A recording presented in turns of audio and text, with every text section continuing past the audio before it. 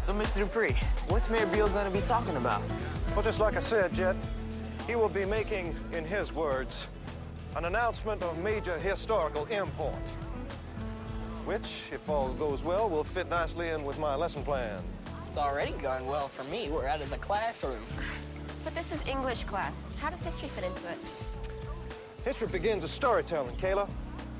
But history only becomes history when somebody writes it down.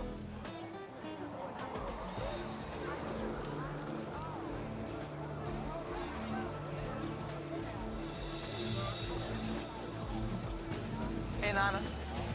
Settle down now, people. Quiet, please. Your attention. People. Thank you, Deputy. Yes, sir. Distinguished guests, ladies and gentlemen, welcome to you all.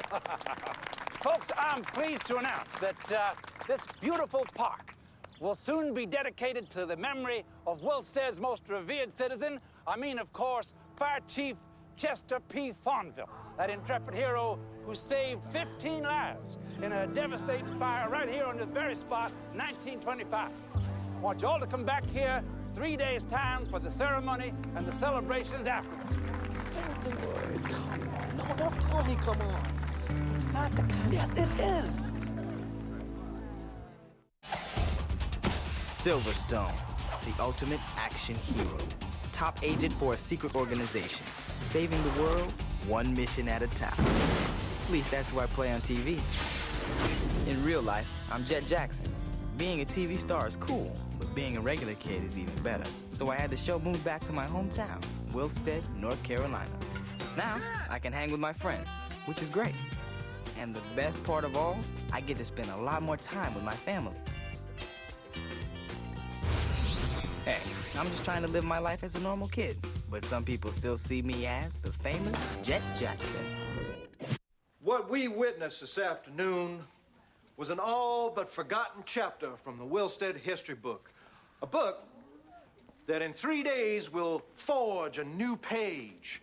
A reminder to those who come after us of our glorious forefathers and foremothers, Miss West.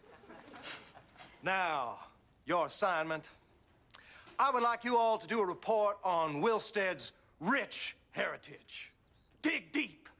Now, I don't want hearsay. I want primary sources, artifacts.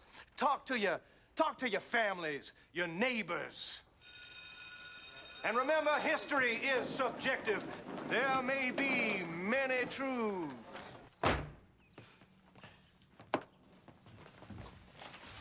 Nana, you all right? Yes, I'm all right, just madder than a wet hen. You didn't seem too happy at the mayor's announcement today either. And to think I voted for that man. Tell a lie enough times and it becomes the truth. What? Sit down, Jett. I had hoped this piece of history had been laid to rest for good. About the fire. My father, Jethro. Oh, right. He was the one they used to call Jett, too. Yes, that was his nickname. Your great-great-grandfather was accused of setting that fire. He started the fire? No, but that's what the people were led to believe. Truth is, my daddy saved the people, and Chester Fonville took the credit. What? Well, why didn't he say anything? He did, and some other people did, too. It just wasn't an easy time in Wilsted for a black man to be heard by white folks. Oh, they didn't convict him, but they all believed he did it. And you could see it in their eyes. He had to live with that. We all did. I still do.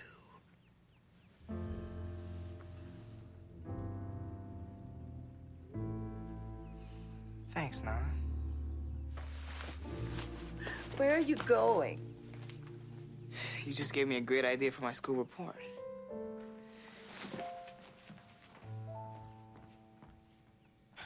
Get get rid of it. Are you nuts? This stuff isn't junk, it's antiques. Some of this stuff must be 50 years old. Maybe older. My dad said some of this stuff was around when his parents opened the store. You just gave me a great idea for Dupree's assignment. We'll make a time capsule. Fill it with stuff from Wilsted's past and present, bury it in the park, and write a report on it. Fine by me. I guess burying this stuff's as good as throwing it out. We'll get stuff from all over Wilsted. This is gonna be great. No, no way. I'm not giving you my deputy badge for your time capsule. Name tag. No. Cuffs? No. Hat. Especially not the hat. Now look, all the aforementioned items are government issue, and I cannot part with them, especially while I'm on duty, which I am. Just think, Booker. In 100 years, your descendants will be there when they open this time capsule and say, I'm proud to be a Booker. Proud to be a Booker, huh? Uh-huh. Well, maybe there is one thing. Okay, well, there you go. One non-government issue pair of shoestrings donated in the name of Bookers to Be. Thanks, Booker. Yeah, thanks. Help! Somebody! He stole my purse! He stole my purse! You're gonna have to excuse me. Ow!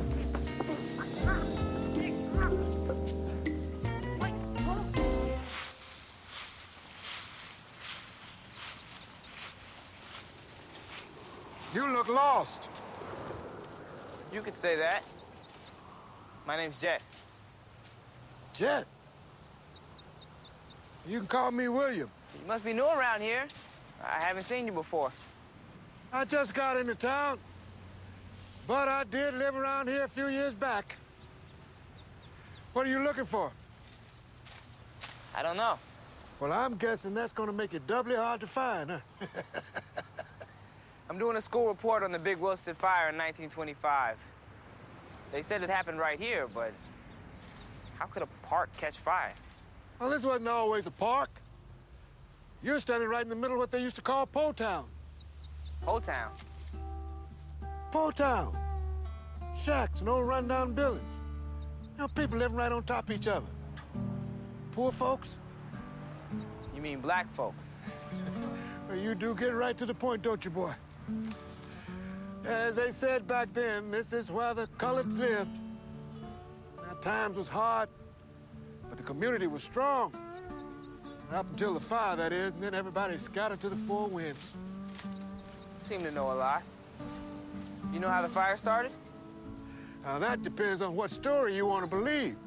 Now, some say that the local man started the fire, and the man that they're dedicating this park to has saved some people. Others say that it all started with some folks making a campfire for some heat. The real hero never got his due. What you think? I don't know. I just want to learn the truth. The truth is a hard thing to learn. And when you learn it, not everybody wants to hear it. You just remember that fire took place at night.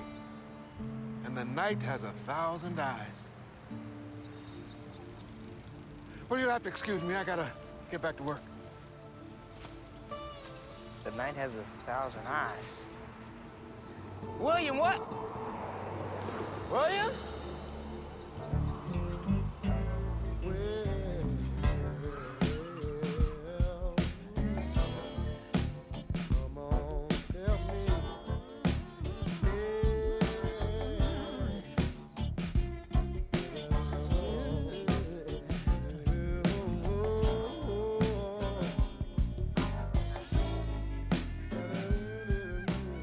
June 1924, August 23, 1925.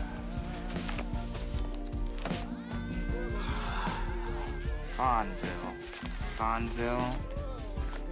Thanks a lot, Wilsted Gazette.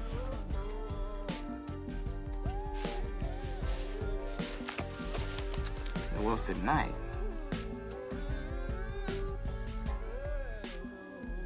The night has 1,000 eyes.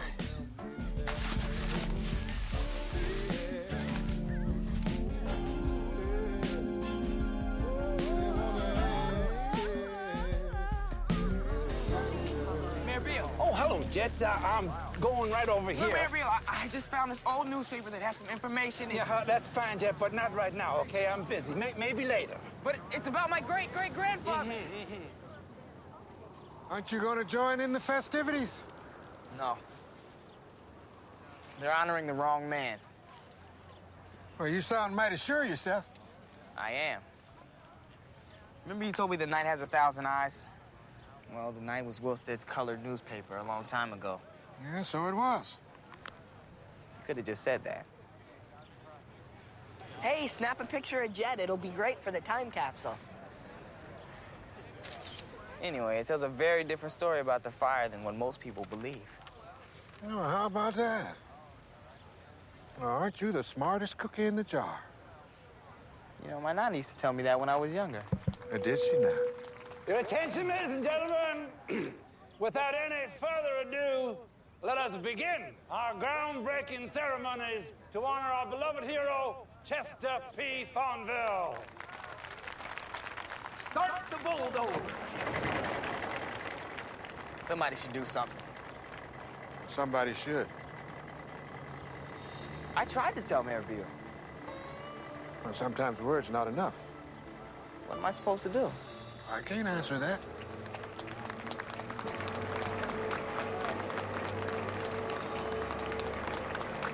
But look, somebody over there's found something to do. Nana!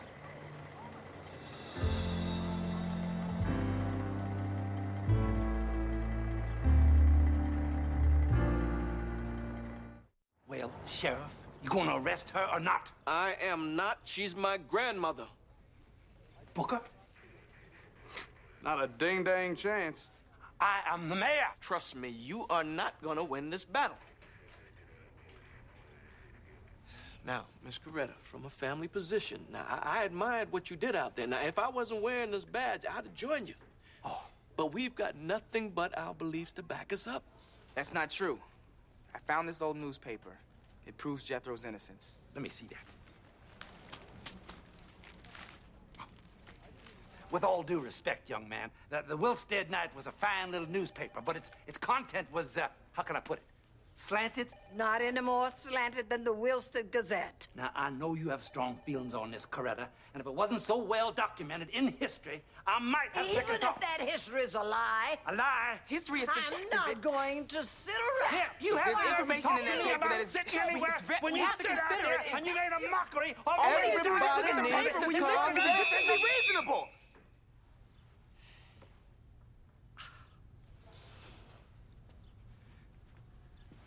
Now, I got a lot of feelings about this, too. But there is nothing any one of us can do to stop this. I can. At least I can try. No one's even tried. Dad, I just need some time. How much time? Time? What time? We don't have time. The entire town's standing out there waiting for us. 3 days. All right. 3 days. Mayor Beale? What? I need to see your permit. For what?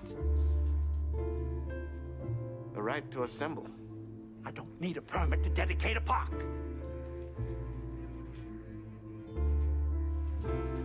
Fine. I'll go get one right now. Court's closed until 9 a.m. Monday. That's 3 days. Right over there was our church. And I could hear the people singing, and the roof was on fire. And they couldn't hear the crowd outside sing. Fire! Papa heard the screams, and he ran out of the house. The door to the church had collapsed. So he found an axe. He chopped a hole in the wall and got all those people out. When he was getting the last person out, the truck arrived. He was a hero. Yes, he was. But Chief Fonville was worried that the townspeople were going to be up in arms if they knew that he came in so late. So he took the credit for saving those lives that my daddy saved. He said that my father was the one that started the fire. They didn't prosecute him, but they sentenced him to a lifetime of shame.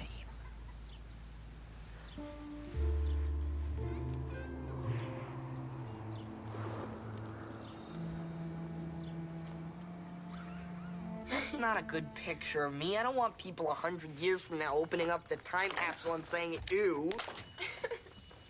Hey, y'all. Hey. Hey. Any luck finding some more proof? Nope, just an old black newspaper and Miss Coretta's word against history. Well, it may not have been the most festive of occasions, but I got some great shots of you in the park. Where's William? William who? The gardener I was talking to at the park the other day? He was right there. I didn't see anyone talking to you, Jett. Me neither.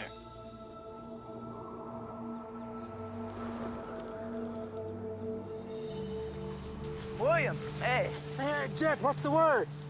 Well, remember the other day at the dedication when I was talking to you over by the hedge? Uh-huh. Yeah. I found these pictures, man, and it's that weird. Yeah. What are you digging for? Well, it's a hole for some kids who want to bury some kind of time capsule. Oh, those are my friends, JB and Kayla. Uh-huh. Pretty original idea, huh? Well, not really. There's already a time capsule buried in this park. There is? Yeah, right over there. See, when they tore down Pole Town to build the park, they buried a whole bunch of stuff so that people wouldn't forget about the neighborhood. Yeah, Lord knows what kind of history they got buried underneath there. Gotta go. Thanks, William. No, Jett. Thank you. Ready? Yep. See you in 100 years. Sealed for a century. This is so exciting. Where's the list of all the stuff in the time capsule? In the time capsule. Well, you didn't tell me not to put it in there. But I didn't tell you to put it in there. Ooh, Halliburton's grain gas. Yeah. Yeah, sure. We'll be right there. It's Jett. He needs our help. How are we supposed to get this report finished?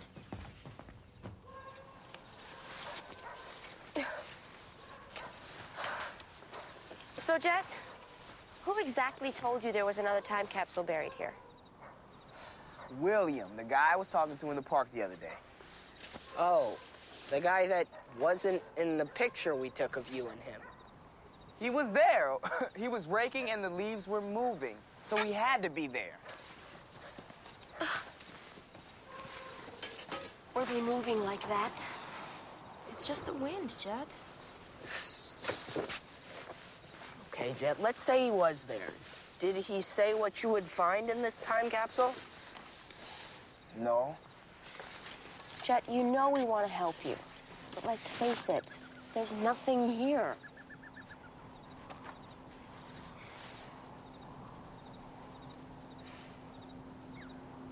You're right.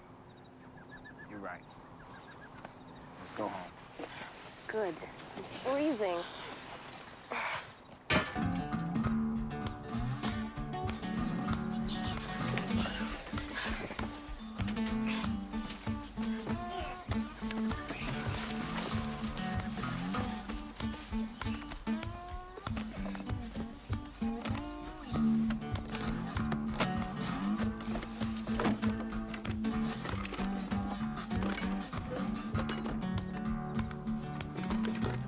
Do you know what this is?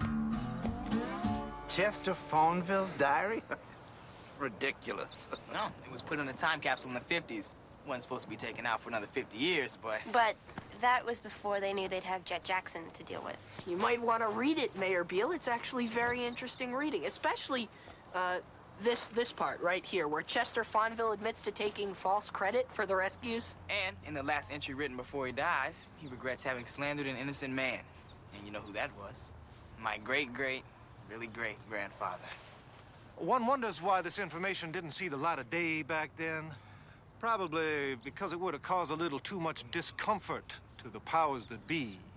Refresh my memory, Mayor Beale, but wasn't your father the mayor of Wilstead in the 50s? Well, well, indeed. I suppose this is quite a dramatic revelation, isn't it? And I must rethink my position on the park dedication, which I will do. I'll take it under advisement right away. Thank you. Thank you so much for bringing it to my attention. You have a nice day now. Bye. Jett, you've done some remarkable things in your young life, but this time you've outdone yourself. I never dreamed I would see this day. I'm feeling pretty good. Kind of connected to my family. It's almost like I actually knew my great-great-grandfather. Oh, he was a fine man, and he would have loved you. Yes, sir. He's been gone a long time. But this is a banner day for Jethro W. Jackson. What does the W stand for anyway? For William.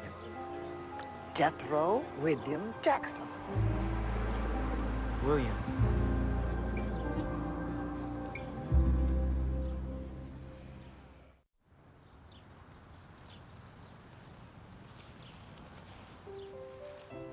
Looks real pretty, doesn't it? Yeah. I don't know if you heard, but they decided to dedicate the park to the real hero, my great-great-granddaddy. Well, looks like you're gonna get an A on that school report of yours. Looks like it. But if you already knew all this, why didn't you just tell me? It was something you had to find out for yourself. I knew you would.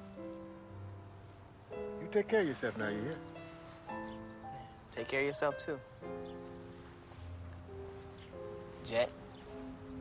And if I climb the